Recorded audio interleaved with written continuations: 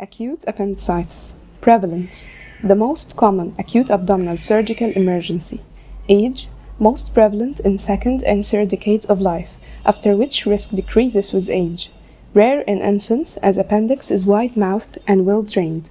Rare in elderly, as the lumen is almost obliterated and the most wall contains little lymphoid tissue. Race. More common in Western countries and in urban and rural areas due to low-fiber diet. Pathology. Gross types: obstructive acute appendicitis and non-obstructive acute appendicitis.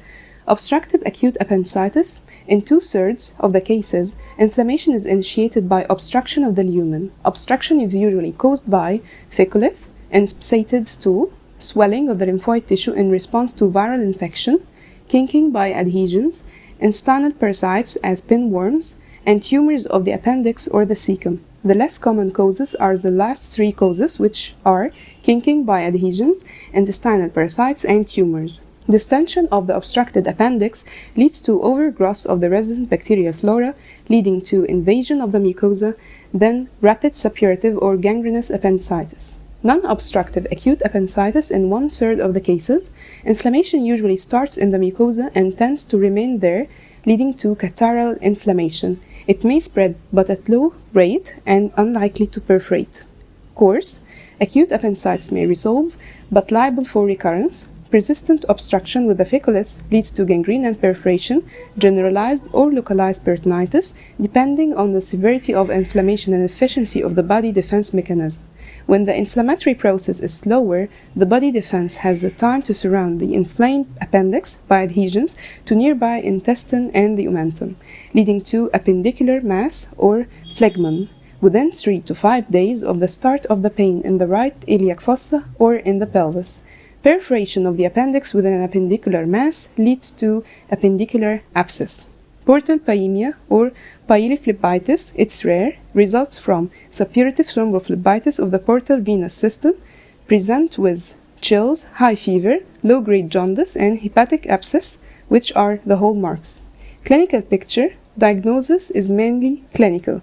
Symptoms: migrating right iliac fossa pain, presenting symptom, starting in the periumbilical region, and ill-localized visceral pain due to distension of the appendix, felt in this area because the appendix is a part of the midgut. Pain shifts to the right iliac fossa within 6 to 10 hours and becomes sharper and more localized, and this is called somatic pain. It's due to irritation of the parietal peritoneum. The pain is aggravated by movement or cough. Anorexia and nausea are nearly always present. Vomiting occurs in about 3/4 of the patients. It's not usually repeated, but it's always preceded by the pain. Constipation is usual. Sites of appendicular perforation at the tip, where the appendicular vessels are very close to the wall or intramural, or at the site of impaction of the feculus. The incidence of perforation is high in the very young, less than 5 years, and in the elderly. In untreated cases, the course of the disease is variable. Proper history taking and physical examination are the cornerstone of diagnosis. If vomiting precedes the abdominal pain, first consider gastroenteritis. If the patient feels hungry and can eat, it's uncertain to be acute appendicitis. Site of localized tenderness may be low in pelvis or high in the right hypochondrium according to the site of the appendix. Appendicitis doesn't start by rigor or temperature above 40 degrees Celsius. Subhepatic appendix is commonly misdiagnosed as cholecystitis. Signs: affected by stage of the disease and position of the appendix. Temperature and pulse slightly elevated early in the disease. Higher elevations indicate a complication such as perforation. Cough tenderness: if the patient is asked to cough, the pain becomes sharp and well localized to the site of the appendix. He is then asked to point to the area of the maximum pain. Localized tenderness and rebound tenderness, usually in the right iliac fossa over the McBurney's point, at the junction of the inner 2/3 and the outer 1/3 of a line extending from the umbilicus to the anterior superior iliac spine. Rigidity: it indicates perforation. Restricted abdominal wall movement with respiration indicates peritonitis. Tender appendicular mass may be felt in the right iliac fossa if the patient presents on the 3rd or 4th day of the attack. If rigidity is present and the size of the mass increases, appendicular abscess is formed, meaning accumulation of pus inside an appendicular mass. It's suspected by persistent pain, rising pulse rate, and higher temperature with deterioration of the general and local conditions. Pelvic examination, vaginal or rectal, reveals tenderness or a mass in case of pelvic appendicitis to exclude gynecological problems. Special signs assessed in diagnosis if present. Rousing sign, which is pain felt in the right lower quadrant on deep palpation of the left lower quadrant. Psoas sign, it's pain on extension of the right side. Cause, pseudospasm, due to irritation by rectocecal appendicitis. Obturator sign, it's pain on internal rotation of the flexed right thigh, caused by irritation of the obturator internus by pelvic appendicitis.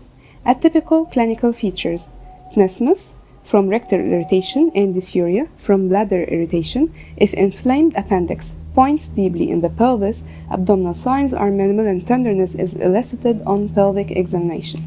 Pain and tenderness are higher than McBurney's point when the cecum is high. Pain felt in the right loin. In a long retrocecal appendix, abdominal examination reveals minimal tenderness or guarding. Diarrhea due to ileum irritation by inflamed retroilear appendix. Appendicitis in infants and young children less than 3 years is more serious because 80% of the patients will have perforated appendicitis due to 3 causes. Difficulty of examination of an infant or young child. The greater omentum is not well developed, so there is no localization, and prominent vomiting, wrongly diagnosed as gastritis or enteritis. Acute appendicitis in the elderly is dangerous as it produces little tenderness and rigidity, so perforation is common. Eliciting these signs is even more difficult in obese patients. The immune system weakens with age. Appendicitis with pregnancy, the site of pain is displaced upwards as pregnancy progresses, difficult to mental localization, and misdiagnosed as myelitis. If the diagnosis and operation are delayed until perforation, there is a higher chance of abortion or premature labor, 50% of cases. Investigations: leukocytic count, moderate leukocytosis, 10,000 to 16,000 per mucoliter, with a predominance of neutrophils in 80 to 90% of cases. Urine analysis: it may show few red blood cells. The presence of a large number of RBCs or pus cells raises a suspicion of hereditary calculus or UTI, respectively. Pregnancy test: if ectopic pregnancy is suspected. Ultrasound examination: it's easy, cheap, and can be used in pregnant patients. In acute appendicitis, the appendix is more than 6 mm in diameter, the wall is thickened, and there is periappendiceal fluid. The appendix is not compressible. Fecalith may be detected, detects appendicular abscess if present, and excludes other diseases which simulate acute appendicitis, such as gynecological problems in females. We do transvaginal ultrasound. Suspected right ureteric stones, back pressure changes will be shown in right kidney.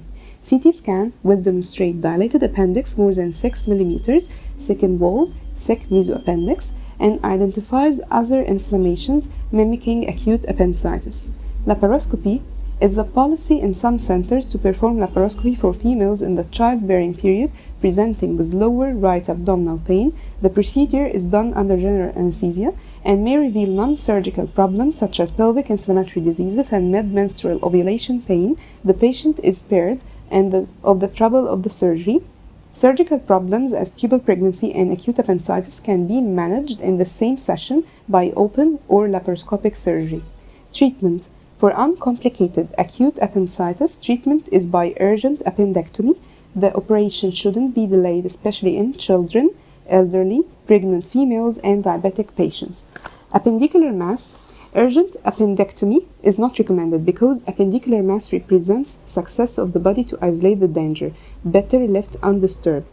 And appendectomy is technically difficult because it carries the hazard of injuring adherent intestine, leading to peritonitis or fecal fistula. Initial conservative treatment is done and it's named Oxner-Sharon. Appendicular abscess: nowadays ultrasound-guided aspiration of pus is usually performed, leaving pigtail catheter for drainage. If ultrasound aspiration fails, open surgery is performed. All loculi are opened, the pus drained, and a rubber drain is left in place for a few days. We don't remove the adherent friable appendix at this stage. A pelvic abscess is drained transanally through the anterior wall of the rectum. The patient is discharged within days and scheduled for interval appendectomy after 3 to 6 months. Perforated appendicitis with generalized peritonitis, urgent surgery is required. The perforated appendix should be removed and peritoneal toilet is performed whether by laparoscopy or laparotomy. Laparoscopic appendectomy main advantage is its exploratory potential, whole peritoneal cavity, less morbidity, less pain, less hospital stay, and faster recovery. Low leukocytic count doesn't exclude acute appendicitis, but high count with shift to the left supports the diagnosis. If at operation the appendix looks normal, the surgeon should check terminal ileum for Meckel's diverticulum, mesenteric adenitis, and Crohn's disease, right fallopian tube and ovary. Up to 20% negative appendectomy is acceptable, better than to miss acute appendicitis that proceeds to rupture. Some surgeons nowadays oppose doing interval appendectomy after appendicular abscess. Ochsner's Sharon regimen includes rest in bed for the first few days, IV fluids are administered until nausea subsides, and the patient is able to start oral feeding with fluids followed by gradual introduction of solid meals, antibiotics, a combination of ampicillin, aminoglycoside, and metronidazole administered IV at first, then orally, cover most of the pathogenic organisms. Analgesics may be prescribed for the pain. Careful observation of the temperature, pulse, pain, vomiting, degree of tenderness and rigidity, and for the size of the mass. In 80 to 90% of the patients, the appendicular mass will resolve under conservative treatment. The patient is discharged and scheduled after 3 months for interval appendectomy. If the operation is not performed, risk of further attack of acute appendicitis is present. Differential diagnosis of acute appendicitis: Group 1, thoracic problems, right-sided pneumonia or right basal pleurisy. Abdomen is not rigid with minimal tenderness and marked chest symptoms. Group 2, upper abdominal problems such as perforated peptic ulcer, acute cholecystitis, cyclic vomiting of children. And then we have Group 3, lower abdominal problems. Upper abdominal problems: perforated peptic ulcer, history of chronic dyspepsia. When perforation occurs, there is a sudden onset of severe upper abdominal pain, tenderness, mild shock, followed by steadily increasing peritonitis stage that present with gradually increasing pain, tenderness, and progressing rigidity. The rigidity may be very marked in the right iliac fossa because gastric or duodenal contents flow along the right paracolic gutter to the right iliac fossa. However, tenderness and rigidity are more marked in the right hypochondrium and epigastric regions. A plain X-ray usually shows gas under diaphragm. Acute cholecystitis, signs and symptoms may resemble appendicitis, but they are definitely more marked in the right hypochondrium rather than right iliac fossa. Ultrasonography will confirm the diagnosis. Cyclic vomiting of children, temperature is normal, rigidity never occurs, and the leukocytic count is normal. Group 3, lower abdominal problems, divided into 6 causes: gastroenteritis, Meckel's diverticulitis, regional ileitis, cancer of cecum, iliac adenitis, and nonspecific mesenteric lymphadenitis. Nonspecific mesenteric lymphadenitis, the commonest organism is Yersinia. The patient is usually a child with pain, which comes in attacks. The tenderness shifts with changing of the position. It's difficult to be sure about the diagnosis. Iliac adenitis, a demonstrable cause for the adenitis, and the site of maximum tenderness is much lower near iliac vessels. Cancer of cecum is more likely to be misdiagnosed as appendicular mass. Regional ileitis, in its acute form, it may be undifferentiated from appendicitis unless a vague dowing mass can be felt. A definite history of intestinal trouble with repeated diarrhea and bleeding is very suggestive. Meckel's diverticulitis, it's usually not diagnosed except after exploration. And finally, gastroenteritis. Group 4, pelvic problems, mid-cycle ovulation pain, such as ruptured graphene follicle, Mittelschmerz, ruptured ectopic pregnancy. There is usually pallor, tachycardia, and hypotension, tubal abortion, twisted ovarian cyst, pelvic inflammatory disease, salpingitis, pyosalpinx, and tubo-ovarian abscess, and there is usually pyrexia, red degeneration in a fibroid. Sonography is very helpful in diagnosis of those problems. Group 5, urological problems, right renal ache or ureteric colic, right ureteric stone, right pyelonephritis, often start with rigor and temperature from 39 to 40 degrees Celsius. Pain is more in the loin rather than iliac fossa. Pain radiates to the upper side testicle and suprapubic area. often associated with dysuria and or pyuria. Group 6, neurological problems, the pain which precedes the eruption of herpes zoster affecting 10th, 11th, and 12th thoracic nerves. The pain is very similar in site and distribution to appendicitis, but there is no tenderness or rigidity, and the pain doesn't shift. Eruptions may appear 36 to 48 hours later. Common differential diagnosis of acute appendicitis: right tube ovarian causes, mesenteric adenitis, yersinia, right ureteric stones, gastroenteritis, and finally mucous diverticulitis. Problems of the female genital system may resemble appendicitis to a great extent. A mass in the right iliac fossa is most likely appendicular mass. Differential diagnosis of appendicular mass: carcinoma of the cecum. The condition is chronic and likely to be associated with anemia and weakness. The mass usually hard and not tender. Crohn's disease, hyperplastic ileocecal tuberculosis, and right iliac lymphadenitis. So again, differential diagnosis of appendicular mass: we have right iliac lymphadenitis, Crohn's disease, hyperplastic ileocecal tuberculosis, and finally carcinoma of the cecum. Neoplasms of the appendix: we have carcinoid tumor or argentophenoma. Incidence: this is the commonest tumor of the appendix. Carcinoid tumor affects the gut at the appendix in 65% of the cases. This is the commonest site.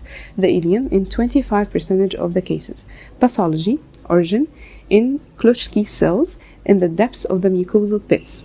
Course: usually benign, but minority 5% invade and metastasize to the liver.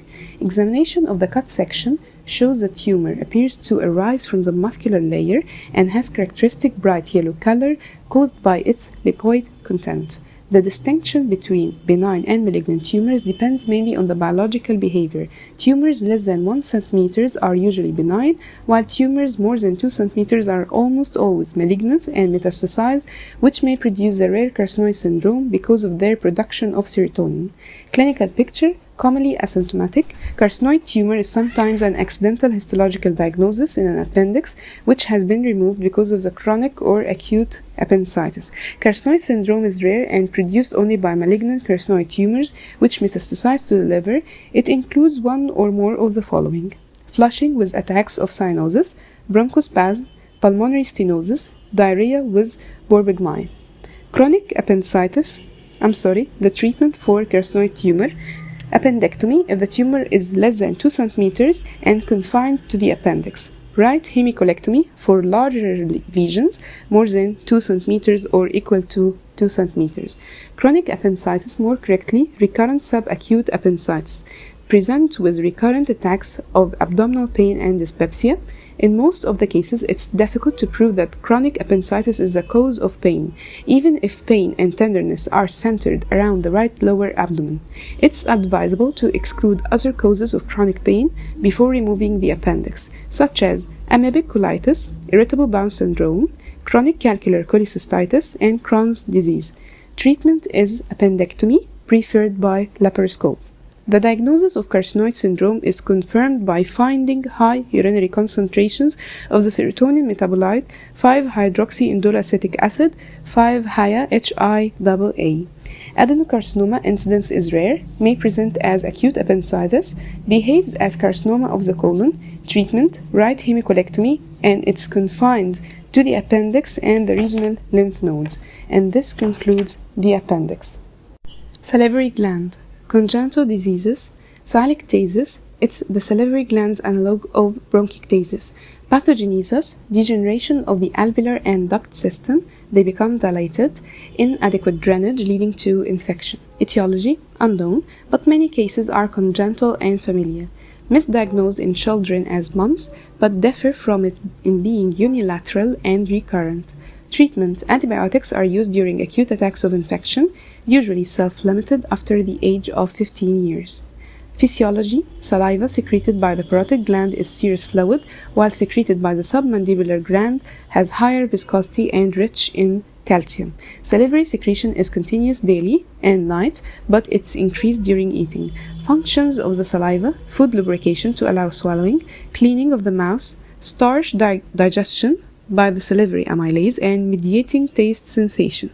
Non-neoplastic salivary gland diseases, congenital diseases as aplasia, ectopic parotid tissue, cystic hygroma and silictasis, infections, salivary stones, salivary fistula, degenerative diseases, autoimmune salivary diseases, drug-induced endocrine and metabolic salivary gland enlargement. Infection, viral parotitis or mumps, incidence decreasing in frequency because of immunization, still is common cause for salivary gland swelling. Clinical picture, fever, bilateral painful parotid gland swelling. Type of the patient, children. Treatment, self-limiting. Acute bacterial salidinitis, incidence, rare in modern surgical practice. Etiology, causative organism, Staphylococcus aureus, this is the commonest. Predisposing factors, in the past, it occurred in elderly post-operative patients because of combination of poor hygiene and dehydration. Precipitating factors, obstruction of the Stenson's duct by stone leading to infection. Clinical picture, symptoms, general, fever, local, pain, marked because the swollen gland lies within tough parotid fascia, increases with stoking, and if an abscess forms, it becomes throbbing pain. Swelling in the side of the face, signs, by inspection, whole gland is diffusely enlarged and the skin is red. By palpation, the swelling is markedly tender and firm. A stone is sometimes filled in the duct by bimanual examination, gentle pressure on the gland, a bead of pus at the duct opening. If an abscess is formed, no fluctuation because the gland is covered by tough fascia, known from development of skin edema. Treatment, conservative and surgical. Conservative management, antibiotics, clindamycin, it attains the highest salivary concentration. Surgical drainage, indications, failure of 48 hours conservative treatment and evidence of abscess formation. Operation, general anesthesia, skin incision as that used for parodectomy or part of it. Skin flap is raised off the gland. A mosquito forceps is thrust in the deep fascia at the suspected area, then gently opened along the direction of the facial nerve branches to avoid their injury, and this is called Hilton's method. Pus is sampled for culture and sensitivity. A rubber drain is inserted for a few days till discharge stops. Recurrent subacute and chronic salidinitis. Etiology, secondary to abnormality in the salivary glands, such as silictasis, stones, or autoimmune diseases. Clinical picture of chronic salidinitis of the submandibular salivary gland, a swelling in the digastric triangle which may be confused with submandibular lymph nodes. The disease is characterized by history of pain, an increase in the size of the swelling during eating. The swelling is solitary and cannot be rolled over the mandibular edge. By manual palpation, the swelling fills the floor of the mouth. Salivary stones or salorifidis. Incidence, submandibular more than the parotid and sublingual glands, as the saliva of the submandibular gland is viscous and has the highest calcium concentration. Pathology, stones sometimes form from the constituents of the saliva, and they lead to chronic and recurrent salidinitis. Sjogren syndrome leads to reduced saliva flow and stones formation. The stone whether stays in the gland or in the duct. Clinical picture, painful gland swelling while eating, stones block salivary ducts, acute or recurrent attacks of salidinitis. Investigations, plain X-ray, occlusal view. A stone in the submandibular gland is radiopaque in 80% of cases because of its high calcium content. Ultrasound, it shows almost all stones. Treatment, surgical according to the site, a stone palpable within a duct, removed through the mouth, stone within the gland, substance removed with the submandibular or parotid gland. Parodectomy for calcular disease needs high experience as the recurrent inflammation leads to difficult facial nerve identification. Degenerative diseases, silictasis, definition, abnormal dilatation of the small branches of the salivary ducts and alveoli. Etiology, the cause is not known, but the childhood type is known to be a familial disease. Clinical picture, recurrent attacks of salidinitis. Investigations, xylography, investigation of choice. Technique, the salivary duct is cannulated and a contrast material is injected into the duct. Films are taken before and after the patient sucks a lemon for several minutes, and this is called post-evacuation film. Findings, the degenerating alveoli coalesce and become cystic, leading to snowstorm appearance. Punctate silictasis may be seen in cases of Sjogren syndrome. The ducts show alternating structures and dilatation. Treatment, conservative and surgical excision. Conservative treatment, finish every meal by a citrus drink. to stimulate the salivary flow, then massage the affected gland to squeeze out the accumulating epithelial debris. Antibiotics as clindamycin to treat infection. Surgical excision is rarely needed. Radiation sialadenitis etiology, radiation to the nasopharynx or the skull base. Clinical picture, salivary secretion is temporarily suppressed. Treatment, administration of saligos as citrus fruits. Autoimmune salivary diseases, Sjogren syndrome, incidence commoner in women than men.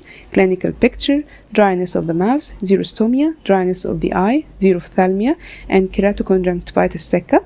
Rheumatoid arthritis, syelomegaly or salivary gland discomfort in some patients. Etiology, not exactly known, may be due to cytomegalovirus, which make the salivary glands duct antigenic, so infiltration of the glands with lymphocytes around the ducts occur, leading to duct obliteration. Benign lymphoepithelial lesions, instance, uncommon. Pathology, progressive lymphocytic infiltration leading to diffuse salivary glands enlargement, particularly submandibular and parotid. Type of the patient, common in middle-aged and elderly women. Prognosis, has pre-lymphomatomatous potential. The term benign is misleading. Complications, 20% of cases develop lymphomas.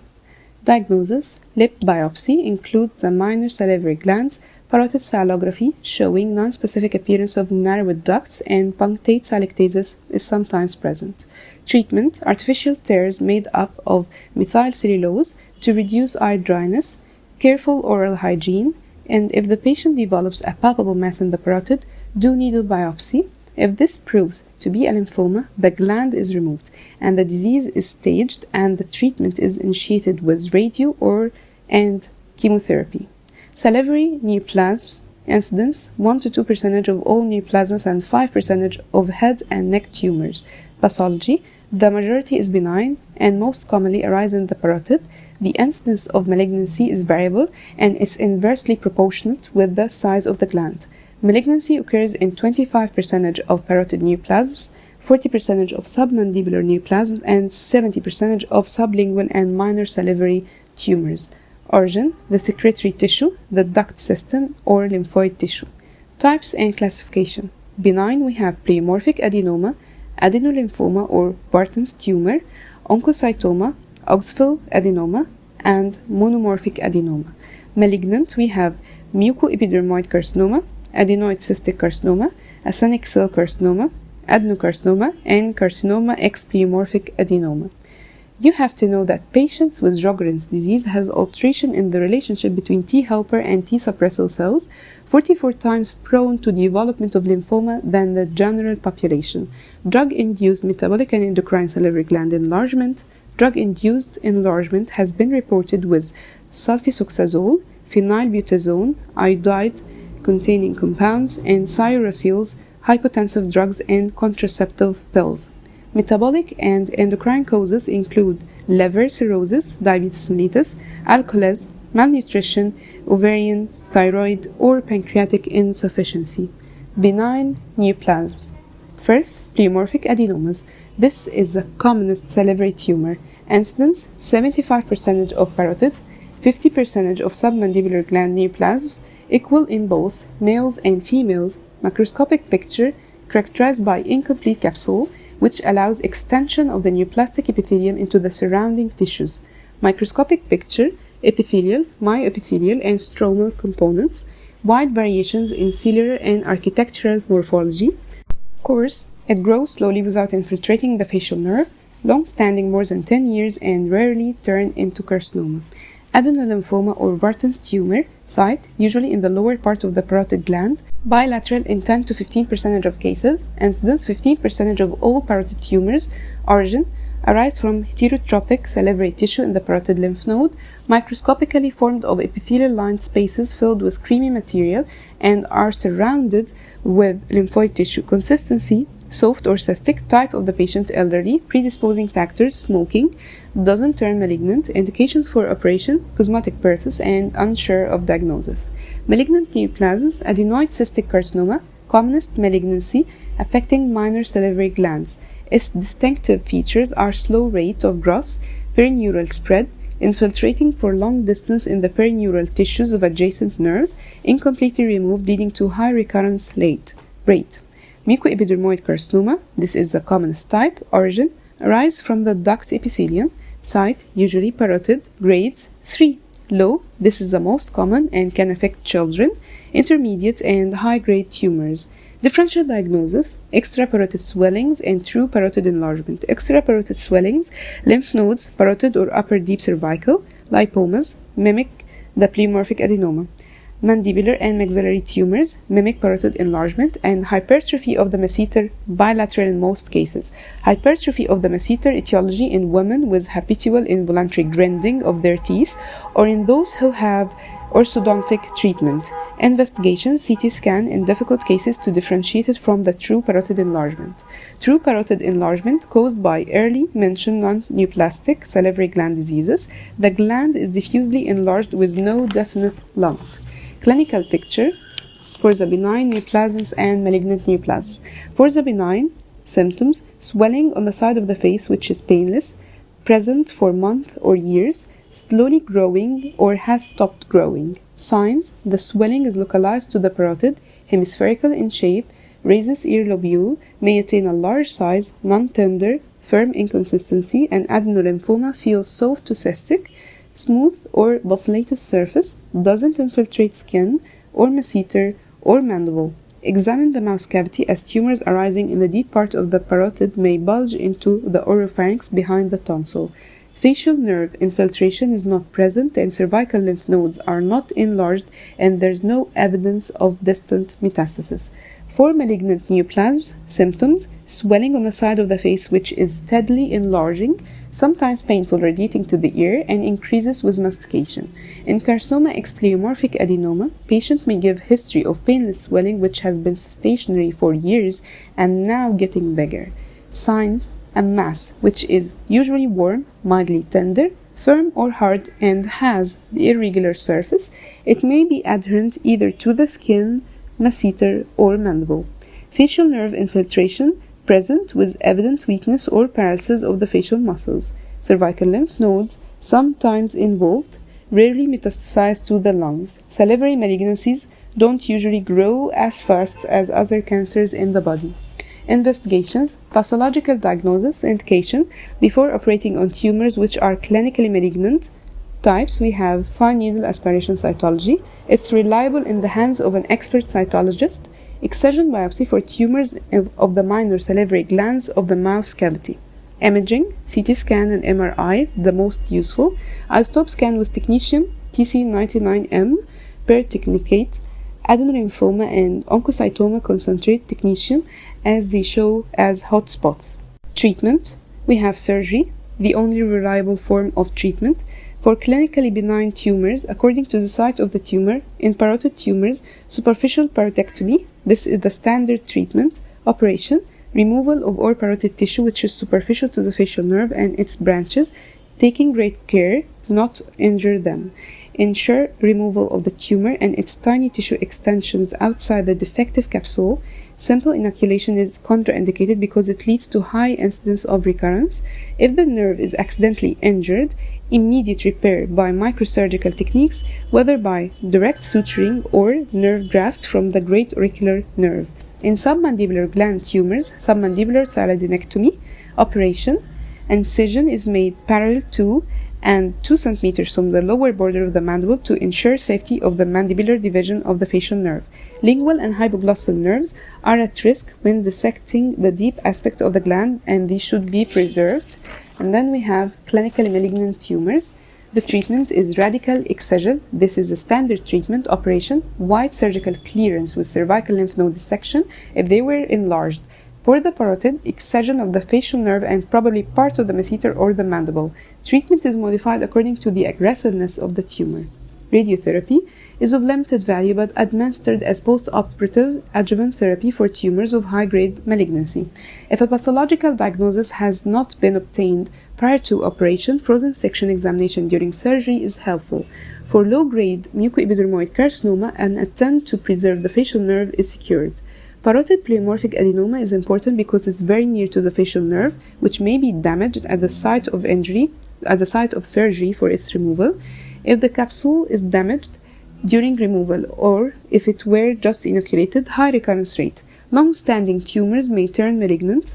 Malignant parotid tumors are suspected with short duration and progressive growth, pain or tenderness, and in advanced cases, classical signs of facial palsy and lymph node enlargement. Diagnosis of salivary gland lumps is clinical. In a minority of cases, investigations are needed.